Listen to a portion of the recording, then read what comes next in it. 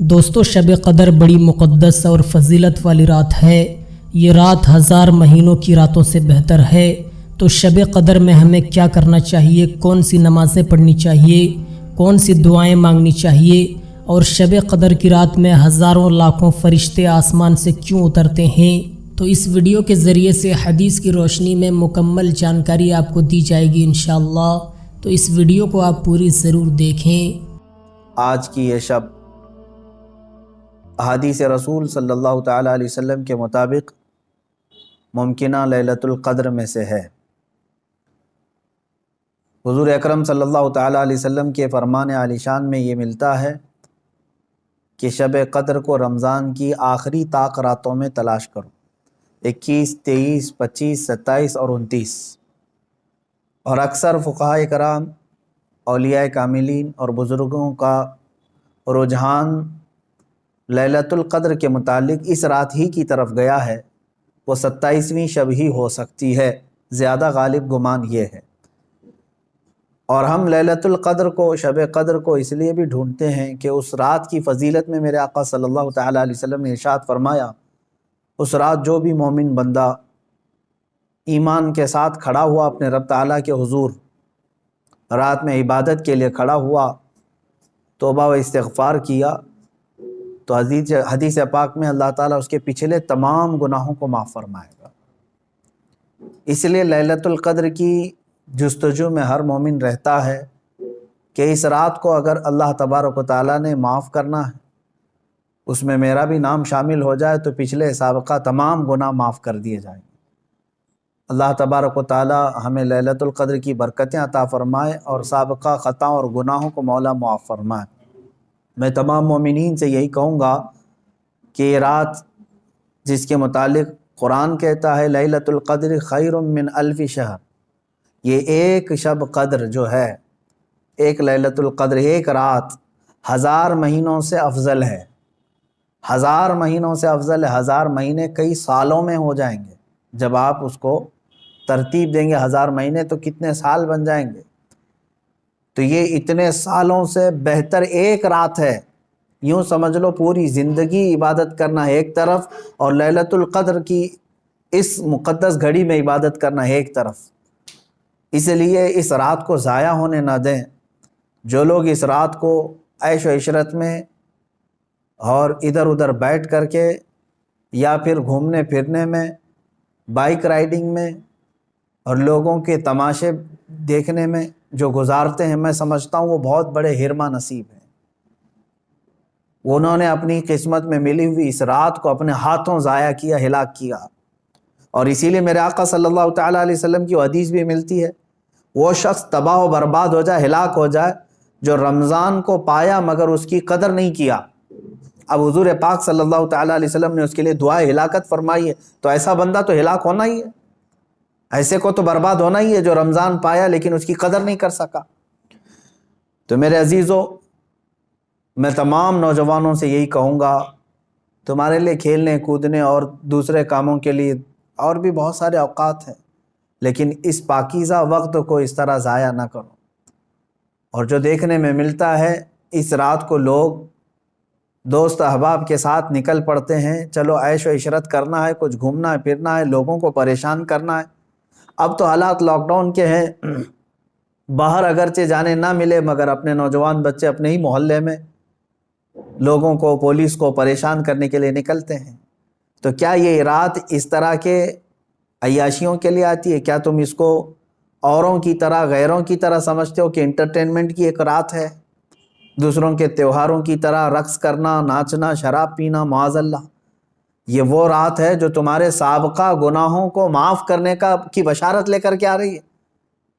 تم اس کی طرف توجہ نہیں دیتے، تو پھر ایک بات یہ بھی یاد رکھ لو، تم میں سے کسی کو یہ بات خبر نہیں ہے، کسی کو معلوم نہیں ہے کہ اگلا رمضان تمہاری زندگی میں آئے گا کہ نہیں آئے گا، نہیں معلوم ہے۔ یہاں تو لاشیں اس طرح سے دیکھنے کو مل رہی ہیں، روزانہ موت کی خبریں اس طرح عام ہو چکی ہے۔ تو آپ اندازہ کرو کہ اگر آپ کو اللہ تعالیٰ نے یہ رات عطا کیا ہے تو یہی سوچ کر کے کہ آپ عبادت کرو کہ شاید میری زندگی کی آخری رات ہوگی۔ یہ لیلۃ القدر شاید میری زندگی میں دوبارہ نہیں ملے گی، جب یہ تصور تمہارے اندر آئے گا تو انشاءاللہ عبادت کا ایک ذوق بھی بڑھ جائے گا، لطف بھی آئے گا، اور اللہ تعالیٰ سے گڑ گڑا کر کے مانگو گے بھی۔ اس طرح سے مانگو کہ مولا اگر یہ میری زندگی کی آخری شب قدر ہے تو اس رات کو بخشے بغیر مجھے اپنی جگہ سے نہ اٹھا، میرا نام بخشے وہ میں شمار فرما۔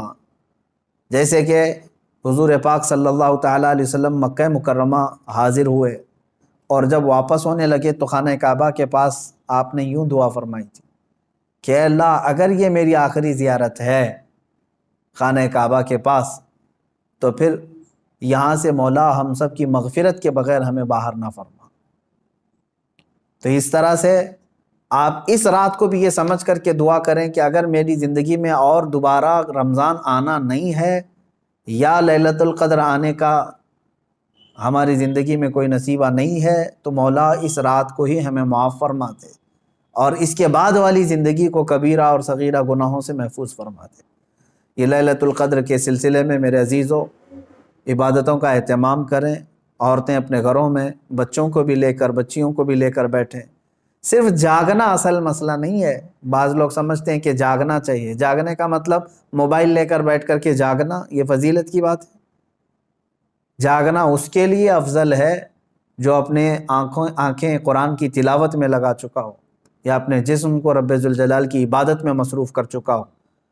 اور اگر خالی جاگنا اور غیبت کرنا، چغلی کرنا یا واہیات دیکھنا ہے تو میں سمجھتا ہوں اس سے بہتر ہے سو جانا اس آدمی کا، وہ سو جائے گا تو کچھ گناہوں سے بچ جائے گا۔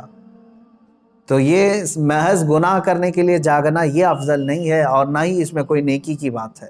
دوستو شب قدر بڑی مقدس اور فضیلت والی رات ہے۔ اس رات کے بارے میں اللہ تبارک و تعالیٰ اپنے قرآن مقدس میں ارشاد فرماتا ہے لیلۃ القدر خیر من الف شہر، شب قدر 1000 مہینوں کی راتوں سے بہتر ہے۔ اس رات میں جو بندہ اللہ کی رضا کے خاطر قیام کرتا ہے، نفل نمازیں پڑھتا ہے، عبادت میں اپنا وقت گزارتا ہے اور اپنے گناہوں سے اللہ کی بارگاہ میں معافی چاہتا ہے تو ایسے لوگوں سے آسمان سے لاکھوں ہزاروں فرشتے اترتے ہیں اس وجہ سے تاکہ ان لوگوں سے مصافحہ کر سکیں، یعنی جو اس رات میں عبادت کرتے ہیں، نفل نمازیں پڑھتے ہیں، اللہ کی عبادت میں اپنا وقت گزارتے ہیں تو آسمان سے لاکھوں فرشتے ان سے مصافحہ کرنے کے لیے اترتے ہیں۔ تو ہمارے لیے یہ بڑی خوش نصیبی کی بات ہے۔ تو یہ رات بڑی مقدس رات ہے۔ اس رات میں اگر کوئی بندہ ثواب کی نیت سے اللہ کی رضا کے خاطر نمازیں پڑھتا ہے اور اپنا پورا وقت عبادت میں گزارتا ہے تو اللہ تبارک و تعالیٰ اس کے پچھلے گناہوں کو بخش دیتا ہے۔ لہٰذا اس رات میں ہمیں ہرگز غفلت نہیں برتنی چاہیے، بلکہ اس رات میں ہمیں اللہ کی عبادت کرنی چاہیے اور خاص کر اس رات میں ہمیں اللہ تبارک و تعالیٰ کی بارگاہ میں اپنے گناہوں سے معافی مانگنی چاہیے۔ اور اس دعا کو اس رات میں آپ کثرت سے پڑھیں، اللہم انک عفو تحب العفو فاعف عنی۔ اس دعا کو شب قدر کی رات آپ کثرت سے پڑھیں، انشاءاللہ اللہ تبارک و تعالیٰ آپ کے پچھلے گناہوں کو بخش دے گا۔ دوستو یہ مہینہ بھی بڑا مقدس مہینہ ہے۔ اس مہینے میں عبادت کا ثواب 70 گنا زیادہ اللہ تبارک و تعالیٰ اپنے بندوں کو عطا کرتا ہے۔ تو یہ مہینہ بھی بڑا مقدس مہینہ ہے۔ رمضان کے مہینے میں اللہ تعالیٰ عبادت کا ثواب 70 گنا زیادہ اپنے بندوں کو عطا کرتا ہے۔ لہٰذا دوستو اس مقدس رات میں خوب عبادتیں کریں۔ تو دوستو اس ویڈیو پر آپ اپنی کیا رائے رکھتے ہیں ہمیں کمنٹ کر کے ضرور بتائیں اور اس ویڈیو کو اپنے دوستوں احباب تک ضرور شیئر کریں۔ خدا حافظ۔